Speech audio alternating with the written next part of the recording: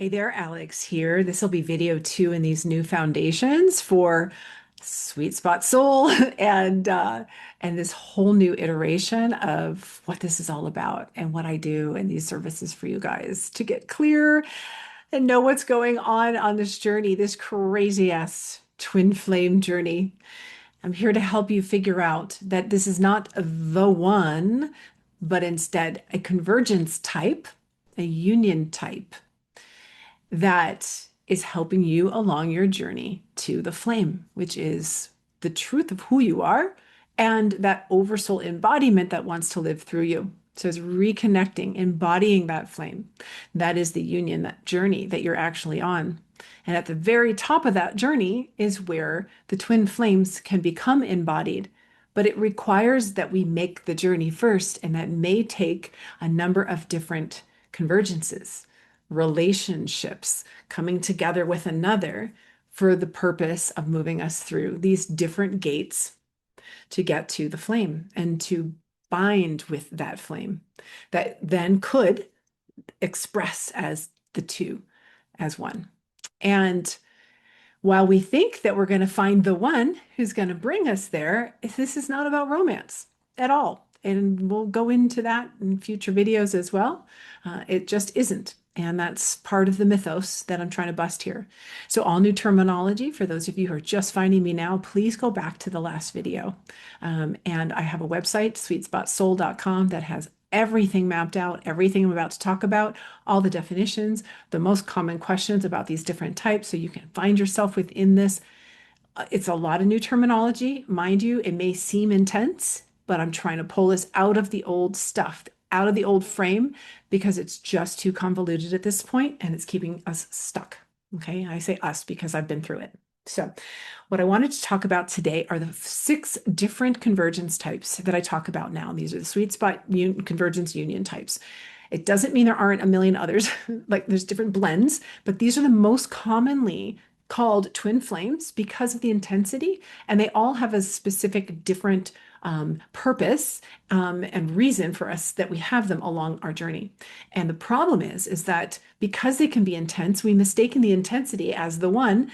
Again, not only because of all the programming of, romance being intense. I mean, so much programming there that keeps us separated in duality and clinging and, oh my gosh, all of the toxicity.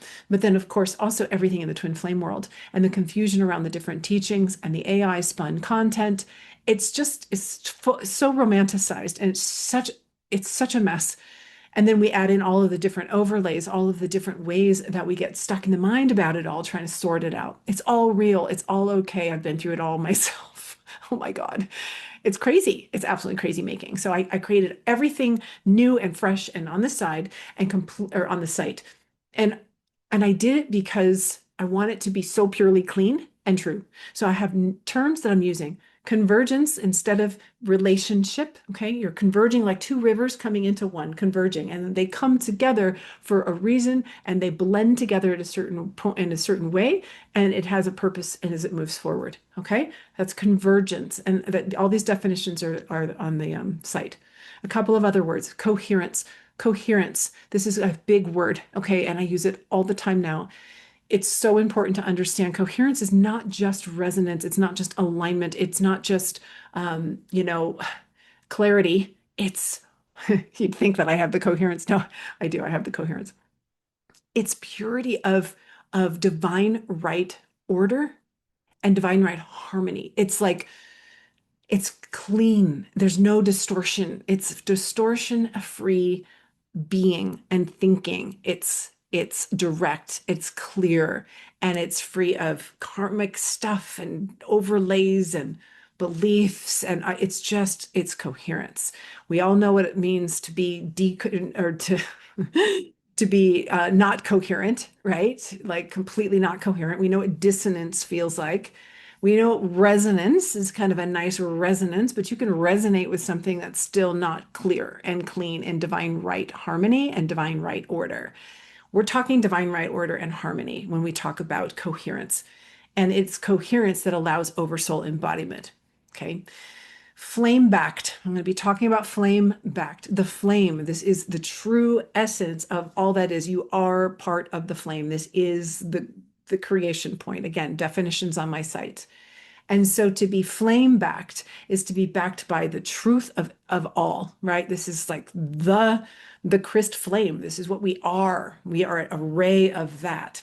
So to be flame backed is to be in alignment with and in convergence with and in coherence with the flame. Okay, not distortion, not overlays, not all of the beliefs, not all of the past life stuff, the karma, the imprints, all of that is clear. So flame-backed coherence and convergence with the oversoul, embodiment of the oversoul. I'm just wanting to get some of these terms in for you because when you go to the site, you're going to hear these terms. Again, they're defined there and there's others. But this is clean. I want you to see the cleanliness of this and to move away from some of the other terms. I'm also talking HU1, harmonic universe 1, which is like the 3D. Okay, this is dimensions 1, 2, 3. I talk HU2, which is harmonic universe 2. This is the soul band, and this is dimensions 4, 5, 6. Okay, 4 is the astral realm. 5 is that 5D, right? That's Tara, that's the earth, that's the new earth. And then there's the 6D, which is where our where mission comes on, right? Our scrolls start to unfurl for us. Scrolls, I talk about those as well. And the scrolls are literally instruction sets from the oversoul. And they can be personal, they can be just momentary. But when you align and you're in the present moment and you're listening to that quiet voice, a scroll will unfurl of what you're supposed to be doing. And sometimes it's just momentary, sometimes it's short term, sometimes it's long term, something that you're there to create. Sometimes it's shared with another, sometimes it's planetary. Okay, these scrolls are sets of information that you come into alignment with. So when I say get present, be still, don't go to the mind. Ask, is this what I should be doing? You come into alignment, you ascend to your frequency so that the embodiment of the soul can come into the body. We're not ascending out of here. We're descending we're insending the oversoul into the body. But we got to clear out all the crap. So these are all new terms. Let that sink in for a moment. And I want to talk about these 6 different union types right now, these convergence unions. The first one is, and I'm just going to do this off the top of my head. It's all detailed on the site, and I'll be talking about them a lot. So don't worry, I'm just going to do this pretty basic. But I'm going to take away the common names that we use because we tend to label people these names. And I'm going to give it a convergence type so you recognize that this is happening for a reason. It's got a purpose, this convergence with somebody, and it's meant to move you along on your journey. Okay, so that first one I've called the spark union. And the spark union very often can be called a catalyst flame or a false flame. And this one in particular, short-lived, they come together, there's a shared field, it's intense, they can be romantic or not, it doesn't matter with this one, but it's intense, and there could even be what's called phase locking, where the two kind of, they resonate together into like a phase, and it locks together, and they're intensely together for a bit. And it can absolutely mimic what we would call a twin flame. That's why these 6 different types, while there can be so many different blends, these are very intensely and very commonly called twin flames. And that's why people get stuck in the loop of all the twin flame information, and it takes them forever to figure out what the heck is going on. This type here, this spark union, this union happens in order to unfurl a scroll for you, a next thing for you. It might be the spark of an awakening, a spark of a new path in your life. It's positive, it's catalytic in that it's opening something up. You may think that this might be the one, but they're short-lived. They don't last very long. And yet they leave an imprint, they leave a mark, a good mark. It's not negative. They might spark up some things that you need to shed in order to step into that scroll, but typically they are scroll activators, and they're intense and they're short-lived, and there's a little bit of phase locking going on, but then they break off over a short period and they leave a mark, a really beautiful mark. And those spark unions, they tend to happen in harmonic universe one, HU1. And they're not up in here yet. They're just moving you along. Sometimes it's the one push that starts you on your awakening path. That's what it was for me. I had a spark union, and it was early on in the early 2000s, and it literally started my awakening. I was given some books and some things and belief in myself, and I was gifted by this gentleman. And it was wonderful. It was never sexual. It was all completely, just what it was.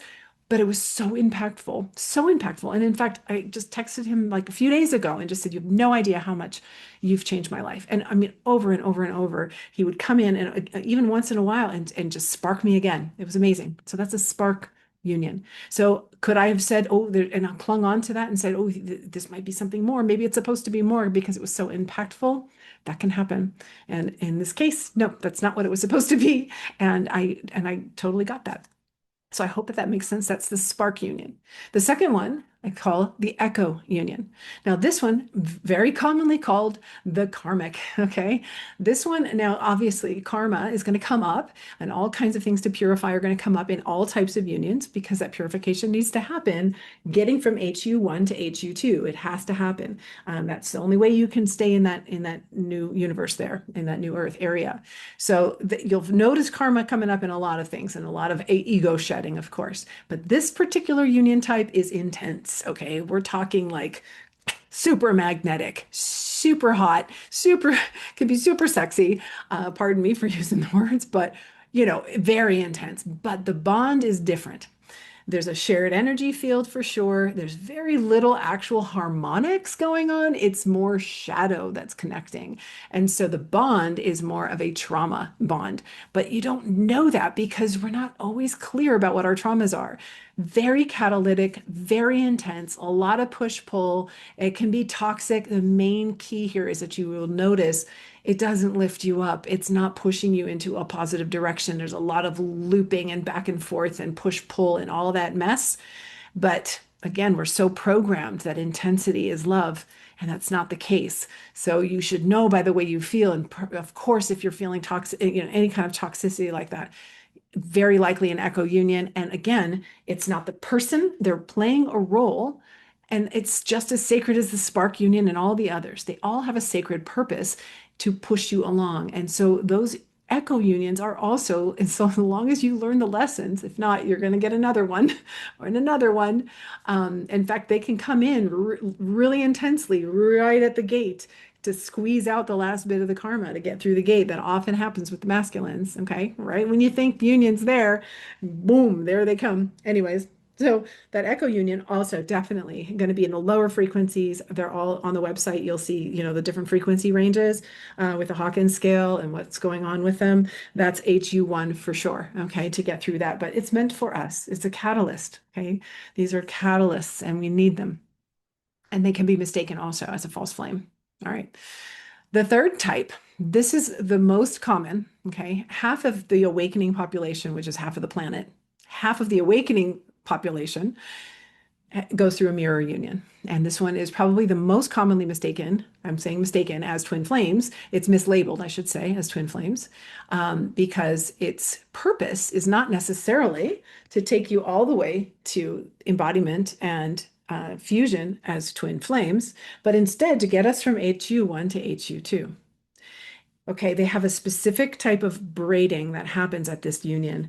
And I won't go into the braiding. I'll do that in another video because I have to define more about these two types of unions. That braiding is really important to understand. But just know the mirror union, a lot of push-pull, runner-chaser, they lock together, they phase lock together, they come into a harmonic lock in those parts of them that are harmonious, but they're there to be a mirror for each other. This is the mirror union. And so they also mirror all of the stuff that needs to be purified in order to get through the gate. Okay, HU1 to HU2, this is a big one. This is the biggest density lock between these two universes. And so going from that 3D to 5D, the mirror unions are the most common, but it's also the biggest trap. We get stuck there the most, and I'll explain more about that in another video when I talk again a little bit more about these two gates, the two main types of unions that are that make that get people stuck and looping and clinging on and holding on to and labeling the one as the one. This is not meant to be the one. Okay. This is meant to get you through that gate. On some occasions, you can make it and keep it with the one that you're with, that's in that union type with you, that's playing that mirror role with you. But it's not always the case. So hanging on isn't, well, hanging on you can't do anyways, right? We need to know anyways. We already know that we can't make it about them, right? So it's there to push you through, and hopefully they'll come along with you. And if they come along with you, then you have more opportunity there. We'll go into all these mechanics moving forward, just giving you these 6 types. So we've covered now the spark union, okay, catalytic, in bringing you opening scrolls, positive, short-lived. We've got the echo union, the karmic, right? We're not going to call them the karmic anymore. This convergence type is an echo to help you move through the echoes of karma, to clear that out and clean it out. The third one is a mirror, to mirror not only all the parts of you that you have not yet stepped into, but also all the shadow that needs to be cleared out. Okay, so that's the mirror union, and its purpose is to move you from HU1 to HU2. The others kind of get you going. The third type is called the anchor, or the fourth type, the anchor union. I have little symbols for these as well. I just didn't draw them out here for you. Now, the anchor union is called, oh, by the way, the mirror union is commonly called split soul twins. Okay, I've called them that myself. I've been through this gate. And when I did that, your twin flame is you pushed out. That is the perfect example of the mirror union. That's exactly it right there. That's the mirror union. So if you haven't watched that video, go back to my first, it's like my 10th video. I think it's number 10. That explains the mirror union pretty darn well right there.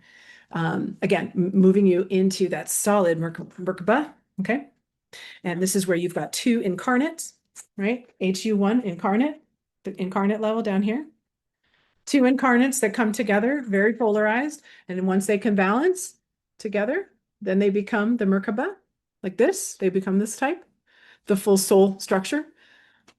And they are tied together to get through. And hopefully they can get through and stay. And that's that. Okay, so 4th type, the anchor. The anchor union is what is commonly called, this one's commonly called the high-level soulmate.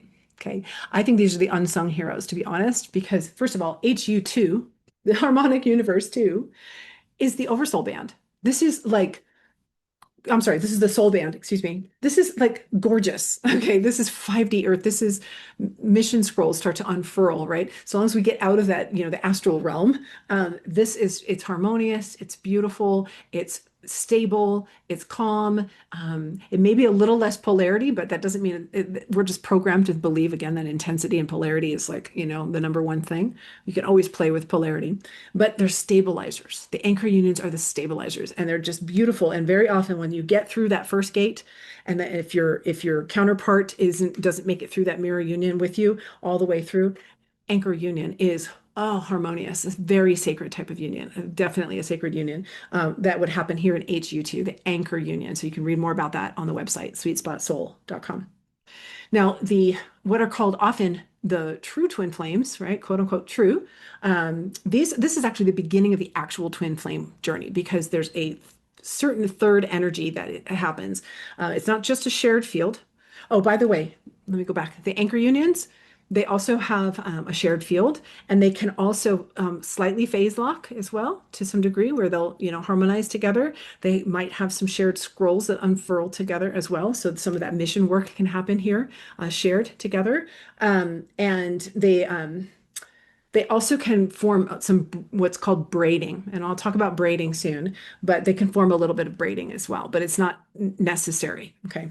The mirror unions, they have braiding going on between the 2 of them. That's why they get locked together, and that's why it's so intense, because you get braided together literally, so to get you through that gate, and that's the purpose. Okay, so this next type here that I'm talking about, that's bringing you from HU2 to HU3, that now is bringing the flame in. This is the beginning of the true twin flame journey, true twin flame convergence, is called, I'm calling this one the Alchemy union. Okay, the Alchemy union. This one moves you from HU2 to HU3. So the interesting part about the Alchemy union, and this is what's happened for me, while we met and we had the scroll, the Alchemy Union scroll, because you may or may not have that scroll, not everybody has that scroll, um, is that because we've lived in the 3D a lot, sometimes we have to dip back down into HU, to get through the first gate in order to then go to the second gate. So it's like you have to live the mirror union first and then go through the next gate. And so it's intense in that sense. So it's quite a ride. And to be with the same person and go through both gates is more rare. Okay. The alchemy unions, they are 12.5% of the population has an alchemy union scroll. So it's coded in them that they have the possibility, if they rise in frequency, right? Ascend the frequency, embody the oversoul. We're not ascending out of here. If you ascend your frequencies and you stabilize yourself into HU2, whether you go through a mirror union or some other way that you get into this gate, into the 5D earth, that's where you might meet, or maybe you met here and then dip back down, what have you, your alchemy union. Okay, you could meet somebody who harmonically matches you. This is more harmonious in HU2, who is meant to go through this gate with you into HU3. And here is where you have a separate braiding, or what's called a third energy, not just the shared energy between you, the shared braid, but a third braid, a third energy that actually helps to pull you through. And that third energy does the alchemy for the oversoul level, because now when you're going into the oversoul level merge, now you have two that are in HU2. So you've got two of these. I don't have a second one of these. So let's pretend I have another one. Here we go. Let me grab my toys. We got two of these. All right, let's say we got two. These two meet in HU2, and then they have a third energy. The oversoul energy reaches down and grabs hold. And again, one will typically go up a little bit more, and then the other one kind of feeds through. And I'll go into all that soon.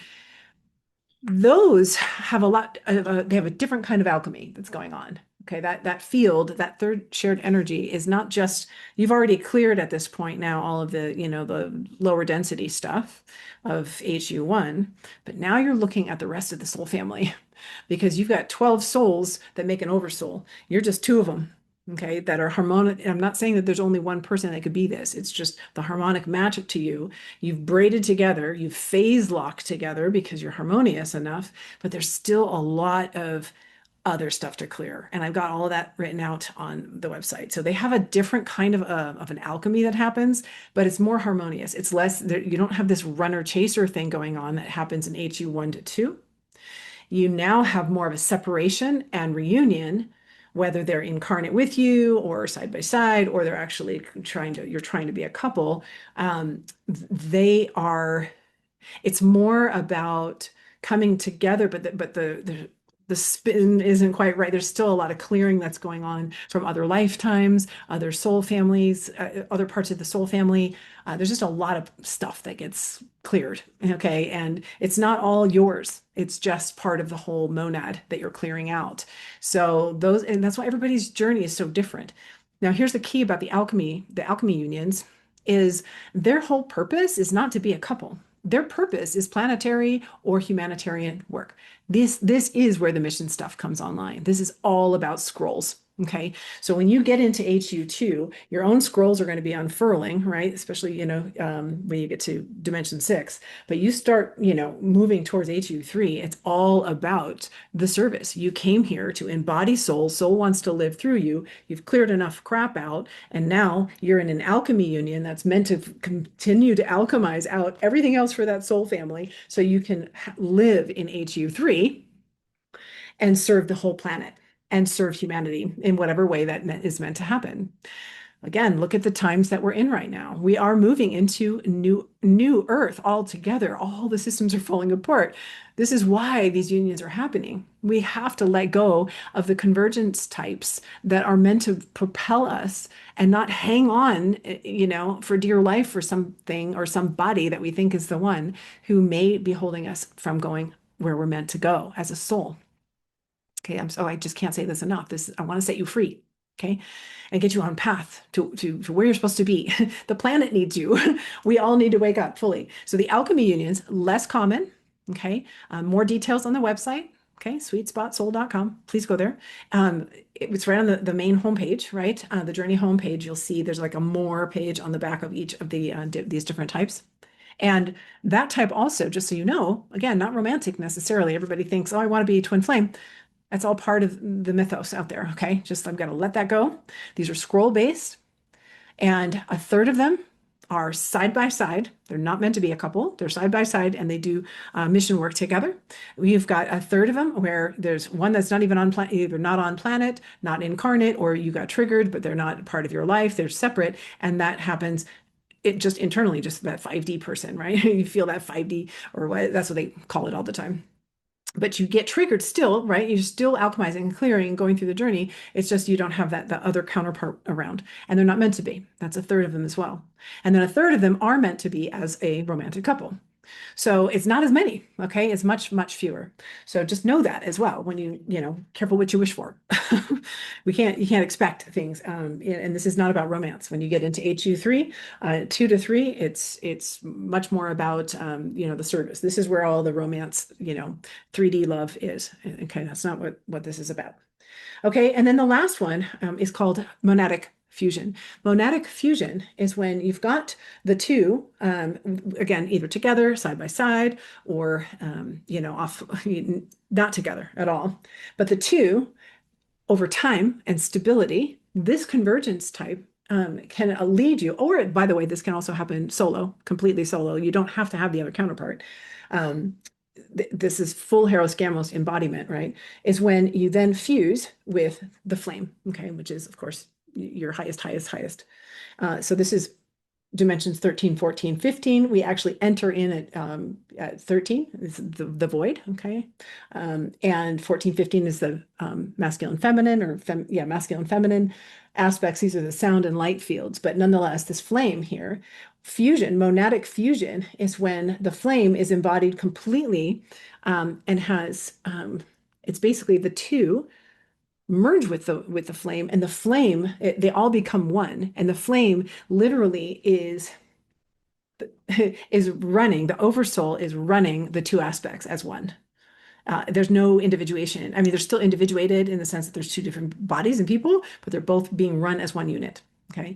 Whereas when they are in the alchemy union, while they're still being mostly run by the oversoul, they still have some of their polarity, a small percentage, maybe about 10, 11% of their polarity is still there. So there's still, that free will part that goes away in monadic fusion.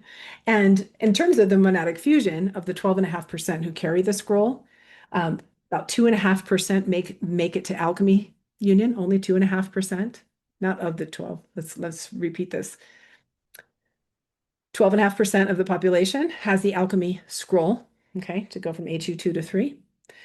And then 1% has the alchemy, or has the monadic fusion scroll. Only 1% has the fusion scroll.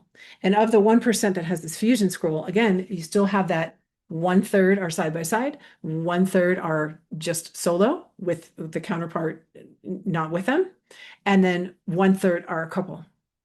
So you're talking 0.3% are a couple that are true, completely fused twin flames.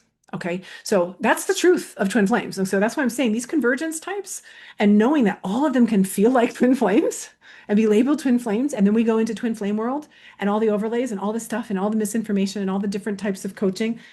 Some people are coaching this and coaching this, but they're coaching this to these people. And it's freaking confusing.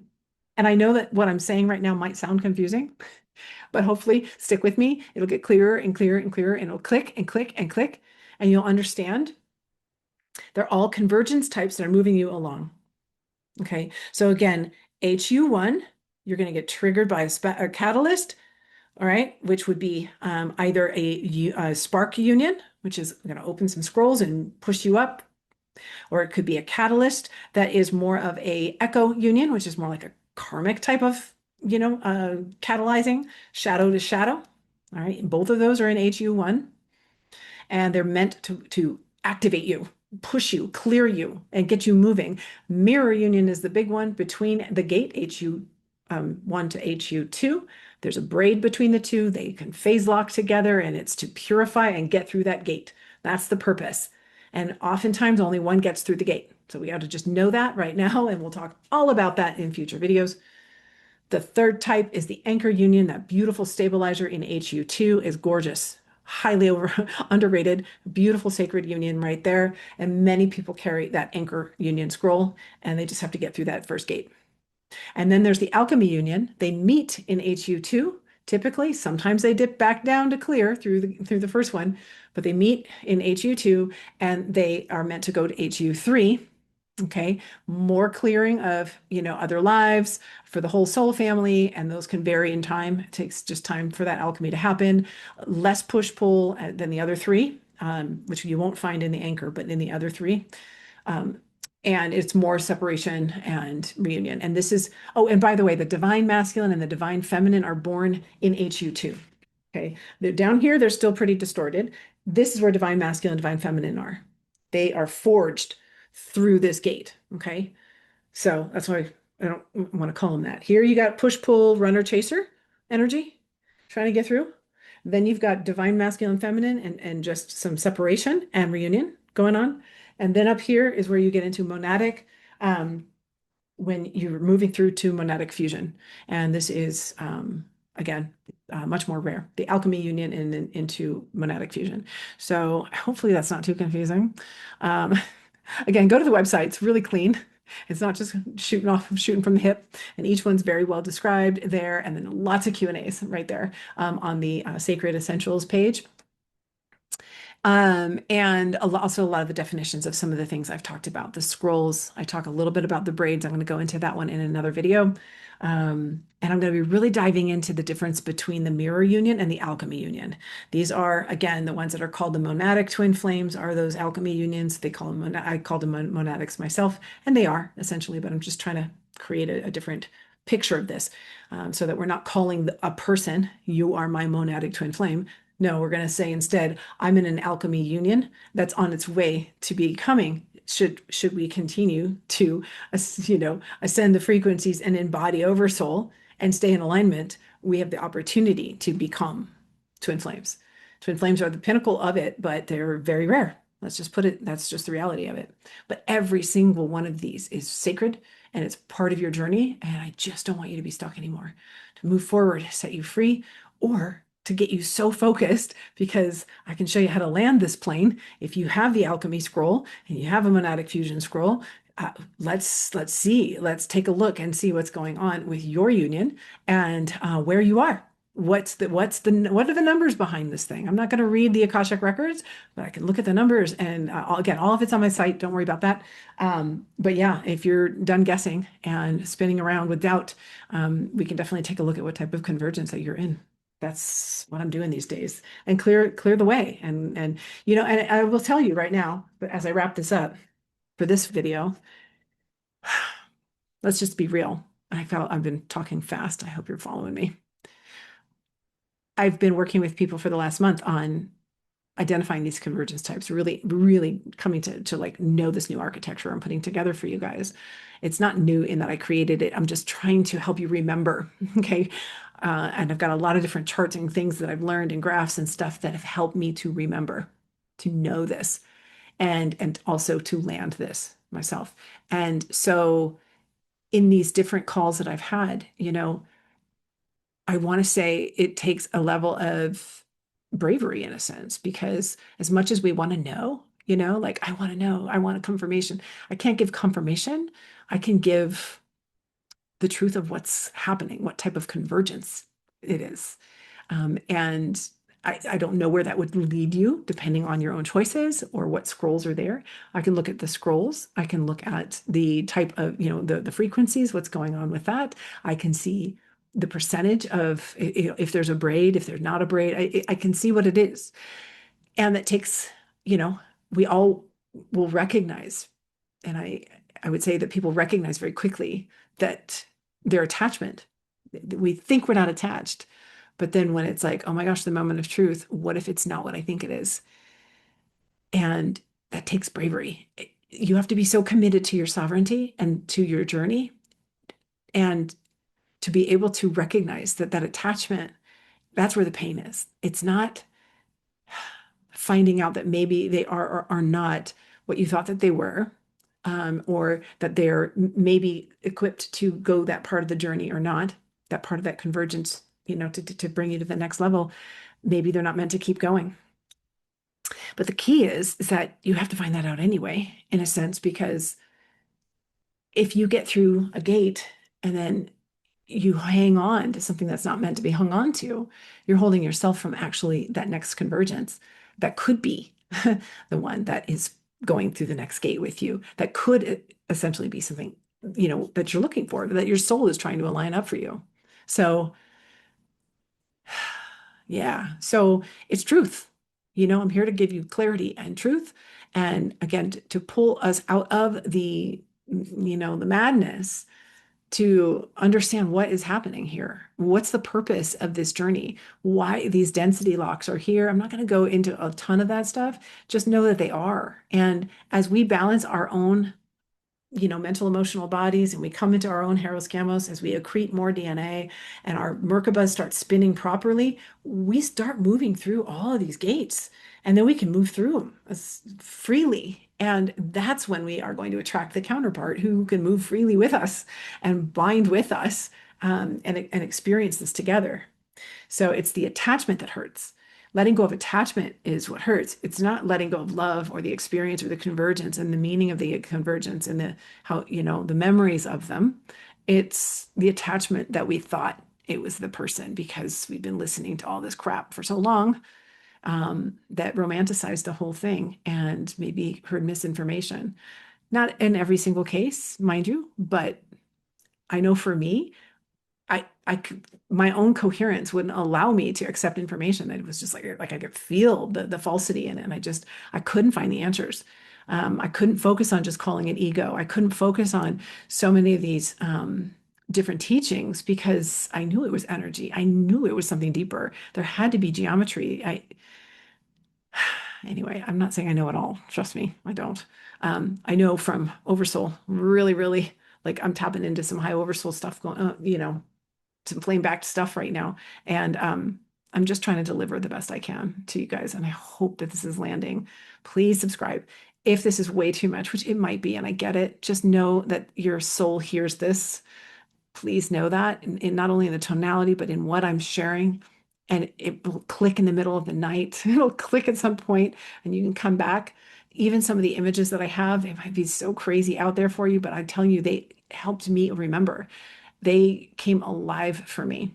I had a Merkaba on my car before I even met my counterpart. So, yeah, anyways, I hope that this is helping you. Those are the convergence types. It's supposed to be in a nutshell, but not really. And I'll be speaking more about these, but in particular, we're going to be talking mostly about the mirror union, and we're going to be talking mostly about the alchemy union because those two are the most common and they get confused a lot and they are very different. And so hopefully I'll be able to help you sort through that. Again, there's tons of Q&As on my website. Check them out. I have two different types of sessions, one to start with and one to continue with. So check those out if you're wanting some more clarity for yourself and a full read on what's going on in your own convergence union. And I hope that I can help you. All right, guys. Thank you so much for listening, and I hope that made sense. All right. See you in the next one. Have a great one.